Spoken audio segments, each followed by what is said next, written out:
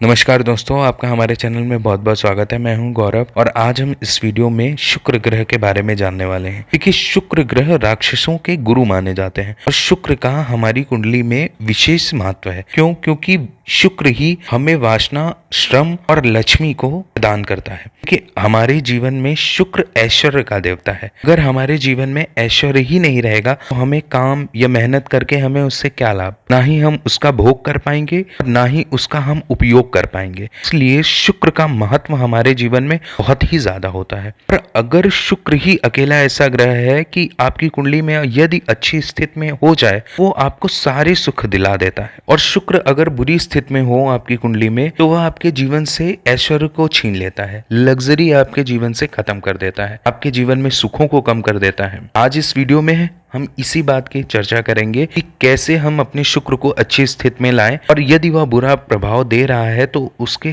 क्या उपाय करें कि हमारी कुंडली में वह अच्छा प्रभाव दे। शुक्र अगर अकेला होकर आपकी कुंडली में किसी भी भाव में बैठा है तो वह बुरा नहीं माना जाता, क्योंकि शुक्र जो है सुख और समृद्धि का देवता माना गया है और यह आपके जीवन में ऐश्वर्य और लक्ष्मी को भी बढ़ाता है। इसे किसी भी ग्रह की जरूरत नहीं पड़ती अपने अच्छे प्रभाव देने के लिए। देखिए, शुक्र अगर आपकी कुंडली में पहले, दूसरे या फिर 12वें भाव पर होता है तो ऐसे व्यक्ति अंधविश्वासी होते हैं। पर अंधविश्वासी होने के साथ साथ इनके जीवन में सुखों की और लग्जरी या फिर धन की कोई कमी नहीं रहती। और अगर बुध शुक्र के आगे या होकर या पीछे होकर बैठ जाता है तो यह और भी अच्छा योग बनाता है। शुक्र अगर 7वें घर पर बैठता है तो वह आपके जीवन में बहुत ही सुंदर पत्नी देता है या सुंदर पति देता है, क्योंकि शुक्र जो है 7वें घर पर कारक ग्रह माना गया है और साथ साथ यह लव अफेयर, प्रेम, विवाह, इन सब चीजों का कारक ग्रह भी माना गया है। और यही शुक्र अगर 4थे घर पर बैठ जाता है तो वह जीवन में आपके अनेक सुखों को लाके देता है, वह फिर चाहे घर हो, गाड़ी हो या मकान हो।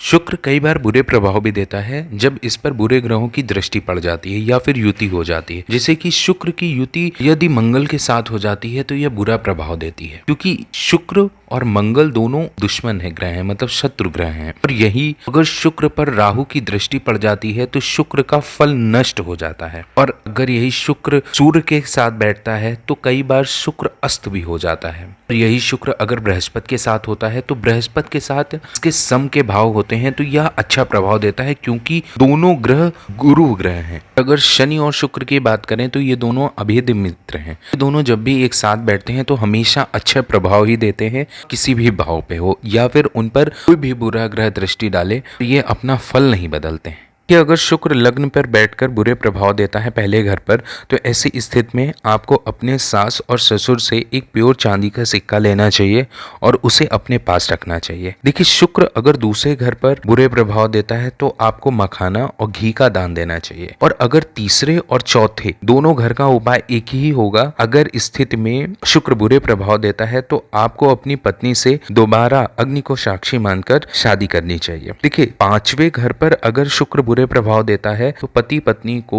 गुप्तांगों को दूध से धोना चाहिए, जिससे शुक्र की शांति मिलती है। और यही शुक्र अगर 7वें घर पर बुरे प्रभाव डालता है तो ऐसी स्थिति में आपको एक हीरे की अंगूठी बीच की उंगली में दिन शुक्रवार को पहनना चाहिए, जिससे आपके बुरे प्रभाव शुक्र के कम होते हैं। अगर 8वें भाव में शुक्र बुरा प्रभाव दे